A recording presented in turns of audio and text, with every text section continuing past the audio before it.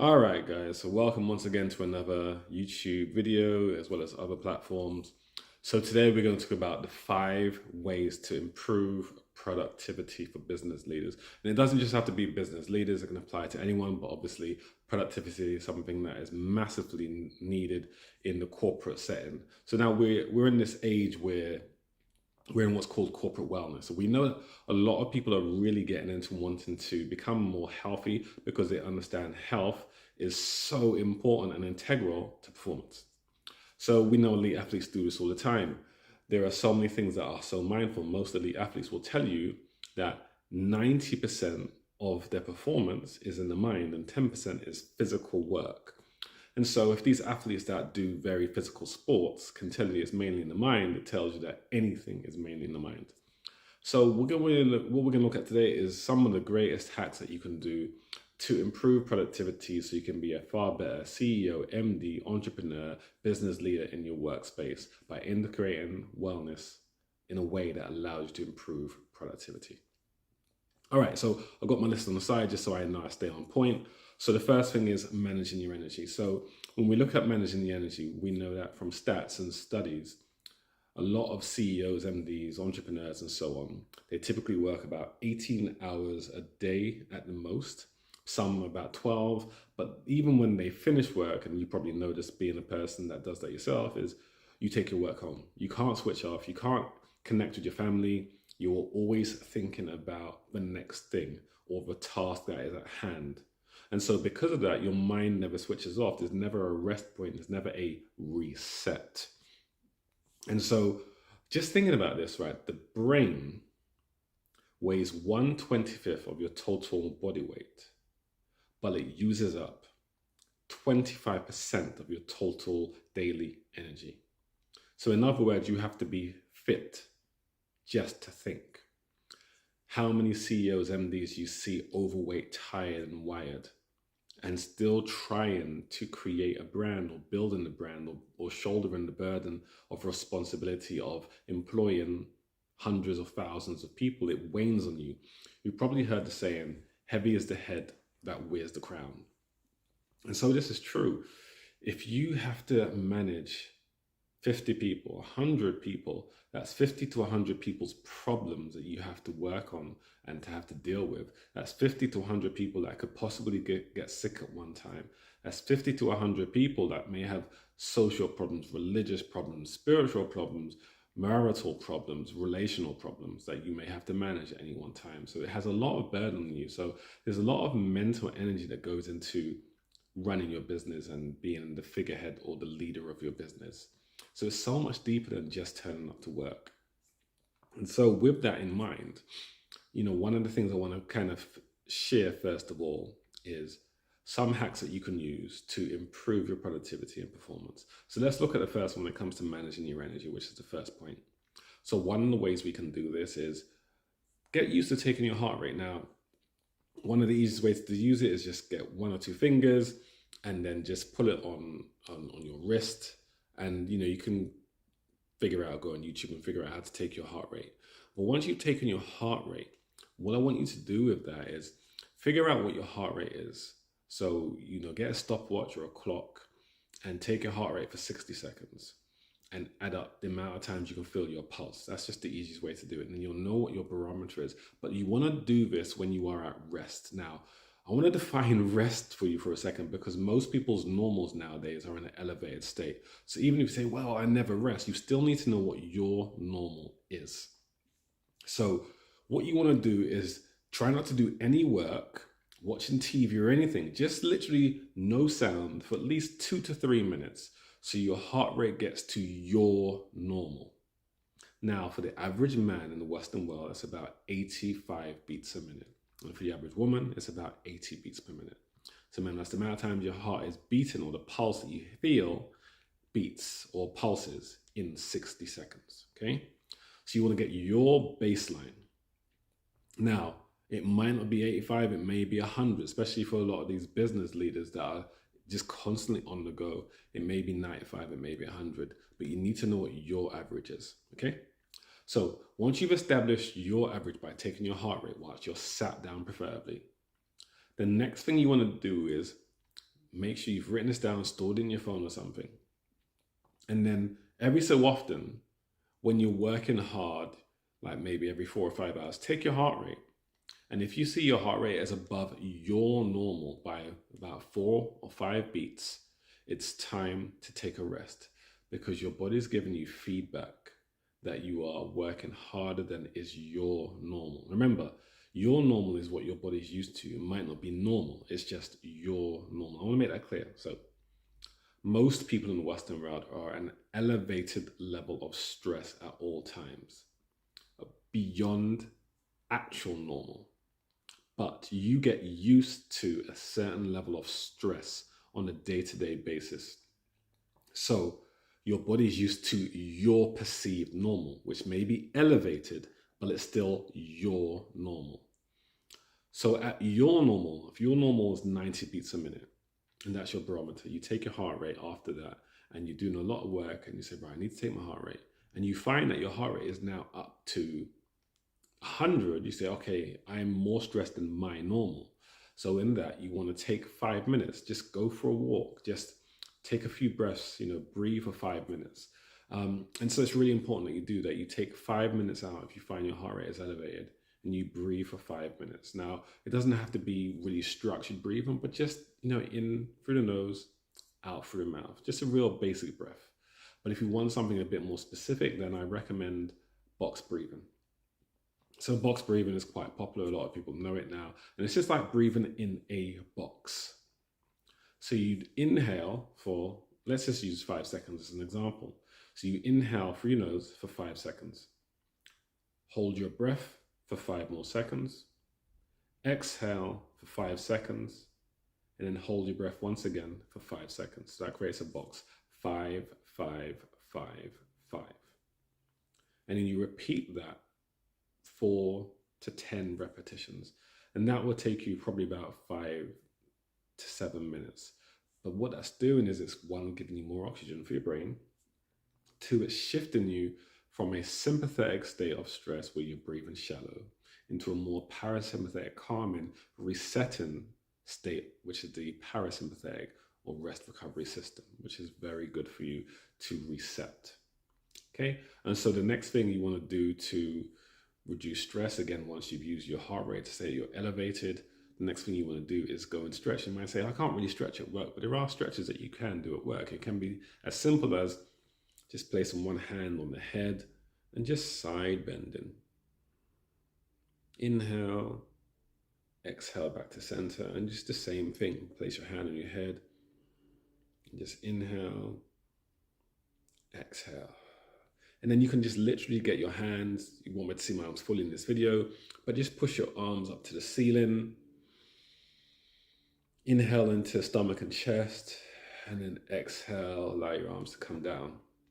Or it could just be take your arms up and then exhale down.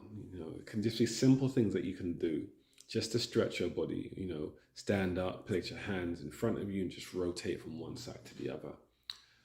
But again, you can go online. This video isn't about to teach you how to stretch. It's about teaching you things that you need to do to help support you so you're productive. So you can go online and look at any videos that you can do that are quick stretches. Now, the reason why stretching is beneficial is because our fascia becomes really wound up and tight when we are tight in our mind. So our body is a physical imprint of our mind, our thoughts, and our emotions. So if you're wound up and tight, your fascia is wound up and tight. So whenever you stretch, you're releasing tension in the tissues of the body. So again, it doesn't have to be long, just a couple of minutes, and you can do lots of standing stretches. There are seated stretches as well. But again, this helps to dissipate stress and to shift your state of mind. Okay, so then the next thing is just close your eyes. You could be at work and you can take a break where you actually just move away from your computer. You're still sitting at your desk, sitting on a chair, and you can literally spend a few minutes just breathing, just slow, deep breaths. And again, it can be a counted breath where you inhale for 5 seconds, pause for 1 or 2, slowly exhale through the mouth for, again, 4 or 5 seconds. This is what we call rhythmic breathing. And once you create a specific rhythm, it entrains your body, which basically means to sequence your body into a state of relaxation. It doesn't take long. 3 to 5 minutes will accomplish this. Okay, so moving on now. So that's point one, managing your energy. Point two now is reducing inflammation. Now, reducing inflammation is very key because we are in a society right now where we are constantly inundated with EMFs, electromagnetic frequencies, from phones, from Wi-Fi, from cell towers, from routers, from computers themselves. Computers give off so much electromagnetic radiation. And so if you're in an office where it's constantly around you, you are just being in the smog of electromagnetic frequencies. Now, these frequencies are physiologically stressful. Physiological basically means the body. So they are stressful to your body and to your nervous system. And if it's stressful to your system, your mind is reacting to the sensations that you're getting from your body, and it creates elevation. You cannot be productive, or you can't be as productive if you are stressed. Whenever you are in a fight or flight situation, your body reverts to accessing the left brain.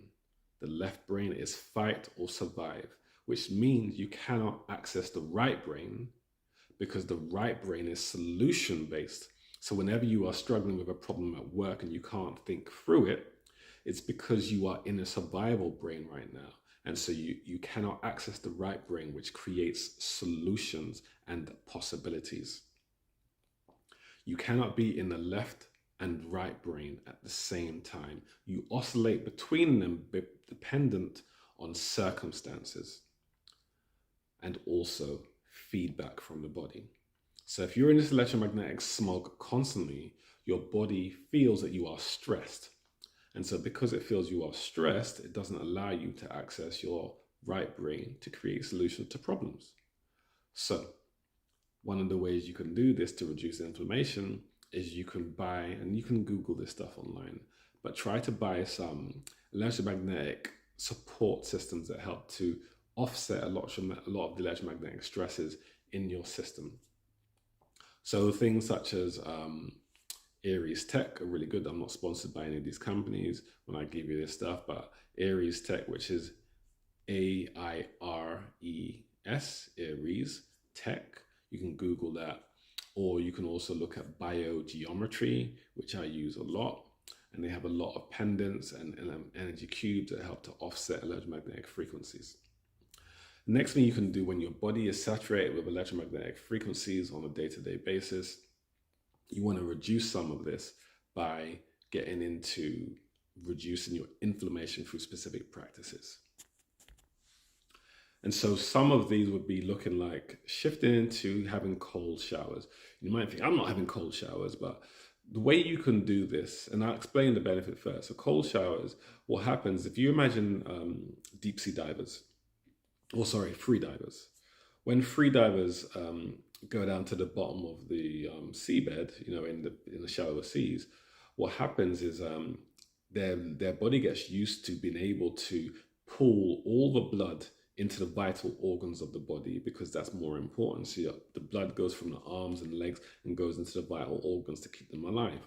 Now, the same sort of thing happens when we are doing cold showers. The shower is so cold and shocking to the system that the blood circulates into the vital organs, which is really good because it keeps the vital organs vital. Now, in the sympathetic system of the body, which is part of the nervous system, sympathetic basically means whenever you're in fight or flight, blood circulates to the arms and legs to allow you to fight or run. Now, parasympathetic is the opposite. Blood circulates into the body, to the vital organs to keep you vital and healthy. And so a cold shower accomplishes the same thing, where when it's cold, all the blood pulls from the extremities into the vital organs of the body. So even though it's a shock to the body, it's a parasympathetic blast. So that helps to reduce inflammation. Infrared saunas, again, are really good for the same reasons. Another thing you can do is cold plunging, which is very popular now, similar to cold showers, bringing the blood into the vital organs, oxygenating it, and keeping vital organs healthy, which keeps you in a parasympathetic state. Okay, so then the next thing we're going to look at is the stimulation of the right brain. So this is the point 3, stimulation of the right brain. So we just spoke about how the left brain is fight or flight, and we talked about the benefit of moving to the right brain. So if you're struggling with being able to be productive, one of the best things you can do is activate your right brain. And the way you can do this is simple things such as getting a crossword puzzle. So when you're at work, if you're at your office or desk and you find it distressed, just have crosswords next to you. And crossword creates this need to try to find solutions. So it can help bridge the gap between creativity and logic by doing a crossword. Now, crosswords are quite left brain, but because you're seeking to find solutions, it's a bridge gap between the left and right brain. A better example would be to have an art pad. And so even if you're doing doodling, I would say when you're struggling, like every hour or two, spend 5 minutes and just do crosswords. Art. Just have a pen and paper, have some colors, and just spend 5 minutes doing some creative expression. For those of you that find that really hard, it means you're so far into your left brain that you find it hard to be creative.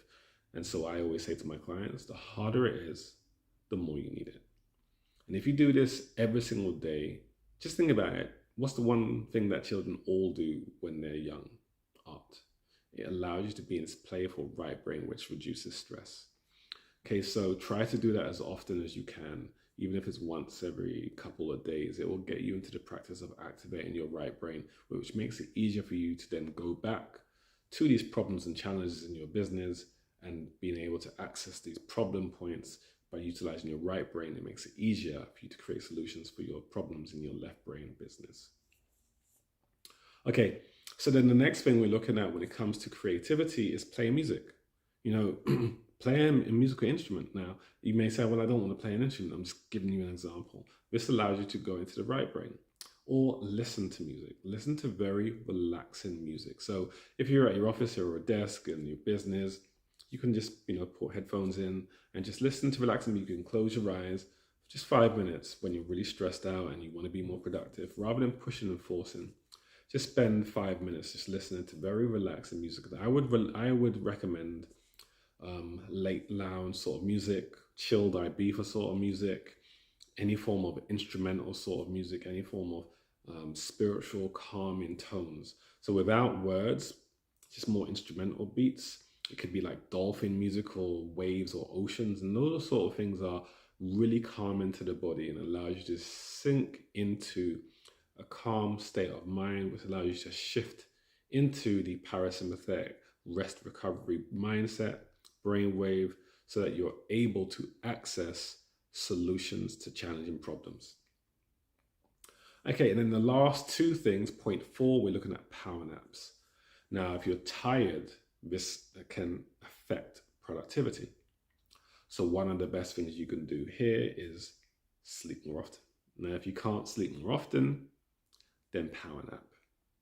So the average person in the Western world that is in a corporate setting or business that is trying to be more productive thinks the solution is to sleep less and to work harder. And that is a recipe for disaster. You can do it for a short term, but it's unsustainable long term. So if you can't sleep longer because of the way you've set up your business, then I would recommend power naps. Now, the way you do this is you sit in a chair. So you could do this at work or at your desk. Okay, I keep saying at work or at your desk because you might be working from home. So sit in a chair upright, close your eyes, and hold a tennis ball in one of your hands and just rest it on your leg. And just close your eyes and allow yourself to sleep, just to go into this nice relaxed state.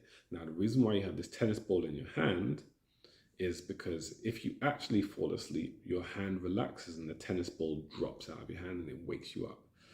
Why are you doing that? Well, it takes about 20 to 30 minutes to drop into a deeper sleep. If you drop into a deeper sleep for only 45 minutes to an hour, you wake up even more tired. But if you only do 20 minutes to 30 minutes max of a light sleep, it actually charges you. That's why it's called a power nap. So when you have this ball in your hand, you want your wrist to be slightly forward of your knee so that when your hand does open, the ball will drop to the floor and wake you up. So it's a really good tool to recharge your energy and give you the energy to be able to continue to be productive throughout the day. It's a really good tip. And then my final tip is on building morning rituals. So we all have morning routines when we wake up in the morning. You wake up, you brush your teeth, you get in the shower, you eat your food, you go work. And again, if you're working from home, you go to your office or your desk and you start.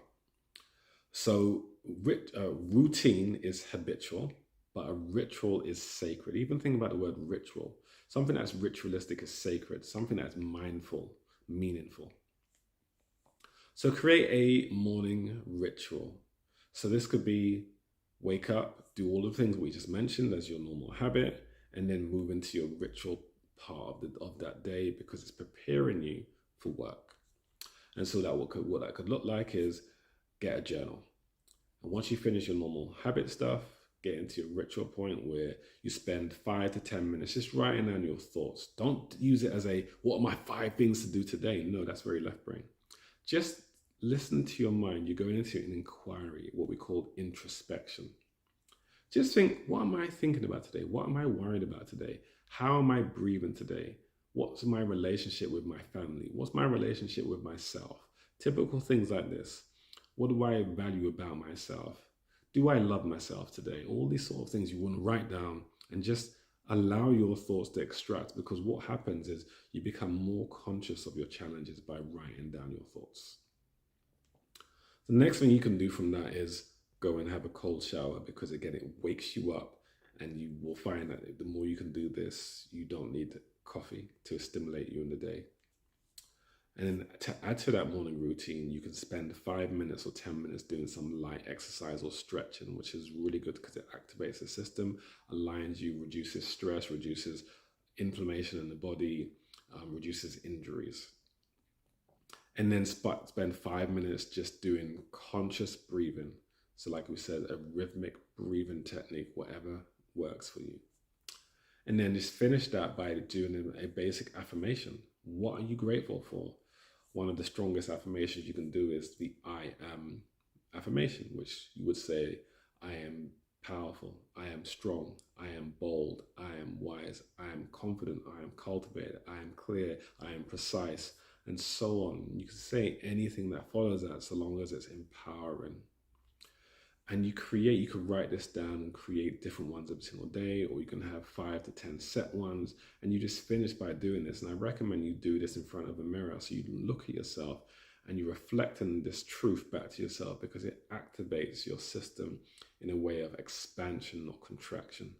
And once you finish all of this morning routine or ritual, it sets you up for the day. The way you start your day can influence the way you continue it and end it.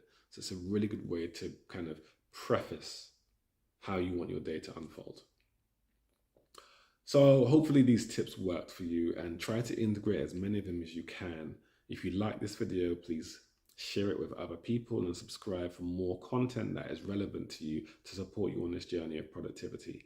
And if you want to get deeper into my work and just learn more tips, because obviously this is quite basic, you can, somewhere around this video or in the comments, you can download or purchase my 9 steps to a calm mind video, which allows you to go deeper into these practices, an audio program that will cover more than an hour of content, meditations, and different practices to improve health of the mind, to improve productivity for the body. And if you want to get deeper, far deeper on this work, you can apply through my website, the links here somewhere, to work with me one-on-one in my 1-year container for business leaders. Until next time, stay healthy, happy, whole, in whole being health. Peace.